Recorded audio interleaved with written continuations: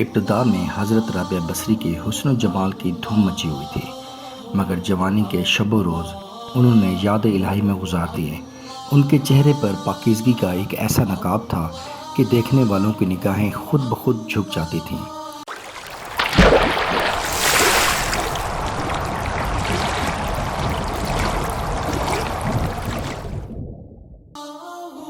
وہ اسے غیر مرئی مخلوق سمجھ کر بھاگ کھڑا ہوا، لیکن دوسری صبح جب وہی چہرہ اسے بصرہ کے ایک بازار میں نظر آیا تو وہ عقل ہی کھو بیٹھا اور رات دن اس کے تصور میں رہنے لگا۔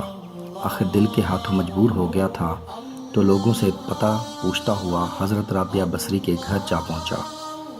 آپ کہا کرتی تھی کہ دل کے دروازے ہمیشہ کھلے رکھو، کیا معلوم محبوب کس وقت دستک دے دے، لیکن گھر کے دروازے بند ہوں یا کھلے ہوں ان کی دانست میں برابر تھے۔ نوجوان کی خلاف توقع ان کا دروازہ کھلا ہوا ملا۔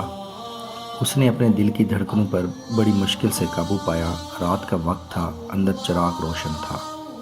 یہ سوچ کر بے باکی سے اندر داخل ہو گیا کہ دل کا حال سنا دینے میں کیا حرج ہے، زیادہ سے زیادہ انکار ہی تو ہو جائے گا۔ واپسی کا دروازہ بہرحال کھلا ہی ہے، لیکن جب وہ اندر پہنچا تو وہاں کوئی نہیں تھا، البتہ چھت سے ایسی پرسوز آواز آ رہی تھی جیسے کوئی زیر لب سحر کا رونا رو رہا ہو۔ نوجوان تیزی سے زینہ چڑھ گیا۔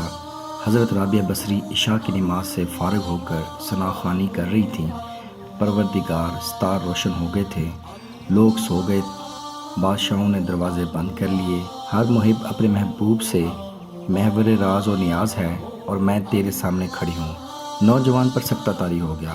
اسی اثنا میں حضرت رابعہ بصری نے پلٹ کر اسے ایسی قہر آلودہ نگاہوں سے دیکھا کہ اس کی زبان اٹک گئی۔ رابعہ نے اس کے قریب آ کر پوچھا، کیا تم مجھ سے شادی کی درخواست کرنے آئے ہو؟ نوجوان نے اپنے ہاتھ سے اپنی زبان کی طرف اشارہ کیا کہ وہ بول نہیں سکتا۔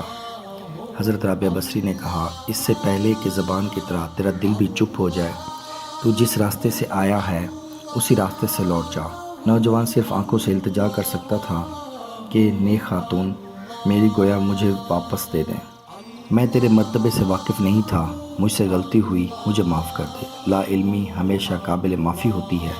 اس کی خاموش آنسوں کے جواب میں حضرت رابعہ بصری نے کہا، نوجوان، تو نے اگر مجھ سے کوئی زیادتی کی ہوتی تو میں تجھے یقیناً معاف کر دیتی۔ میں نے خود کو پہلے ہی اپنے رب کے حوالے کر دیا تھا۔ اب یہ معاملہ تیرے اور تیرے رب کے درمیان ہے، معافی مانگنی ہے تو اس سے مانگ۔ تو سچے دل سے توبہ کرنے کا ارادہ کرے تو شاید توبہ کی خاطر تیری زبان کھل جائے۔ یہ کہہ کر وہ نماز کے لیے کھڑی ہو گئیں۔ نوجوان بھی بے اختیار سجدے میں گر گیا اور وہ رو رہا تھا، نامعلوم کب تک روتا رہا۔ جب اسے ہوش آیا تو زبان کھل چکی تھی، توبہ توبہ کا ورد بھی کر رہی تھی۔ بصرہ کے بازاروں میں سالہ سال تک ایک مجذب گرمی، جاڑے اور برسات سے بے نیاز ہو کر دیوانہ وار توبہ توبہ کے نعرے لگاتا رہا۔ اس نعروں سے بصری کی راتیں گونج اٹھتی تھیں اور بچے سہم کے ماؤں کے سینوں میں دب جاتے تھے۔ آخر ایک دن وہ مجذب اچانک ہی کہیں غائب ہو گیا، پھر کبھی اس کا پتہ نہیں چلا۔ وہ مجذب یوں ہی مذکورہ نوجوان تھا جو حضرت رابعہ بصری کی بدولت ہی دربار خداوندی میں مقرب ٹھہرا۔